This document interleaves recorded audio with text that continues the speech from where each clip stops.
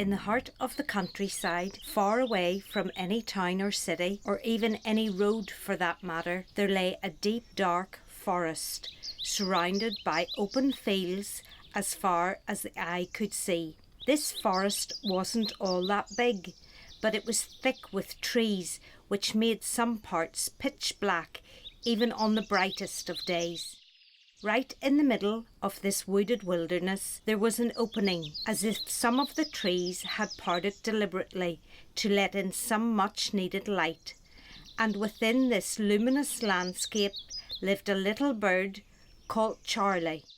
Charlie was a very ordinary bird, not like one of those fancy rich types with expensive feathers who lived in their own detached oak overlooking the ocean. In fact, he was quite poor, had plain brown feathers with a speckled chest, and was the kind of bird you would not even offer a second glance if he passed you by.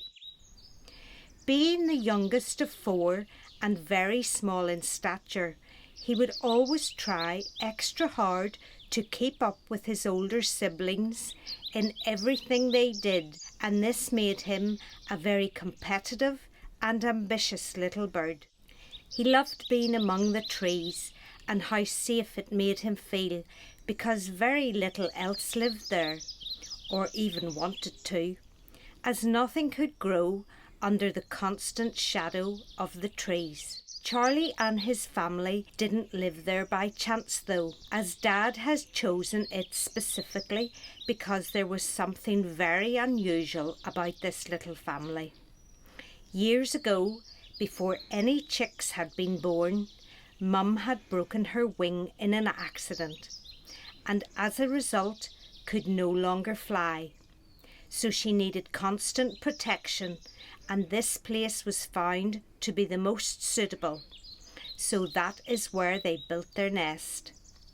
It was on the ground, of course, and having never learned to fly, or even feeling the need to, Charlie would spend his days hopping and jumping on the soft, spongy carpet the forest willingly provided.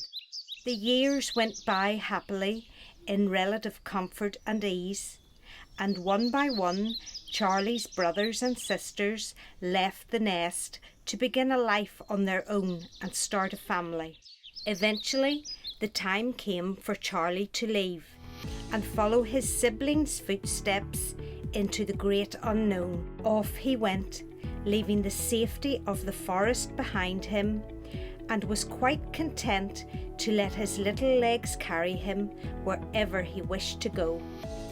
Feeling a little nervous, but at the same time excited, he began his journey.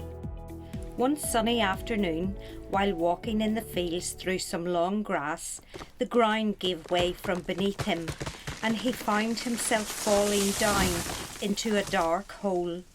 The sides grabbed him as he fell and held him tight, and the more he struggled, the worse it became. He looked up and could barely see the top.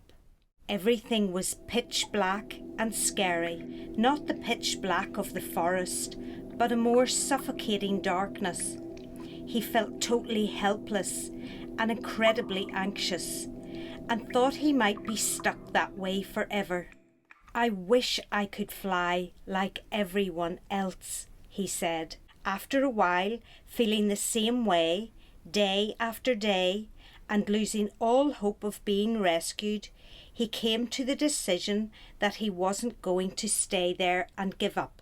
He stuck his sharp, tiny beak into the mud wall that surrounded him and found that he was able to pull himself up a little.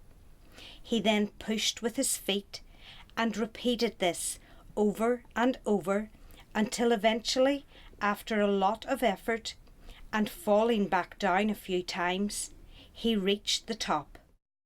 Totally exhausted, he lay there motionless for a while, scared to move but glad to be free. Eventually he found the courage to get up and slowly start his journey once more. Worried it might happen again, he kept his eyes fixed to the ground, searching for the next pit. even though he hadn't noticed the last one until it was too late. It wasn't long before his mind wandered and began thinking of other things, helping him to forget his bad experience and giving him a little more confidence. He thought of his parents and how they had raised a family, even with Mum not being able to fly. So all he had to do was find somewhere suitable to live and everything would be okay. He smiled and continued his journey. Suddenly he was falling again.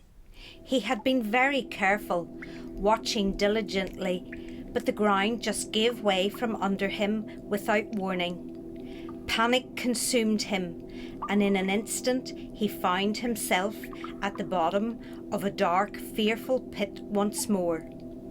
This was much worse than the last one. Darker, deeper, more frightening.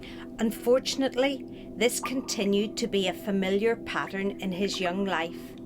Each pit was that bit deeper, each struggle that bit harder. His life was in a constant state of alert, always on edge. What was he to do if there was no way of avoiding these black holes of despair? "I wish I could fly like everyone else," he said with tears flowing down his cheeks. One day, after a particularly loathsome pit and an absolutely horrendous escape, he lay on the ground with his eyes closed, wanting to give up, wishing that he could. He stayed there a long time, waiting for everything to just go away, or hoping that when he opened his eyes again, the world would be different and he wouldn't be afraid anymore. Just as he was daydreaming and half sleeping, he felt something gently land on his chest. He slowly opened his tired eyes and looked down to notice a large green leaf had come to rest on top of him. Tilting his head back, he could see that it had fallen from a tree that was towering over him, and as he looked up, it seemed as though its branches reached the sky. He didn't notice it before he fell into the pit, because his gaze was permanently fixed on the ground beneath him, and the world just passed by, largely unnoticed. He got up and wondered at its magnificence. It was a very large tree and looked old and wise, like it wanted to tell you something. Its branches held a multitude of leaves, and they seemed to be talking to each other.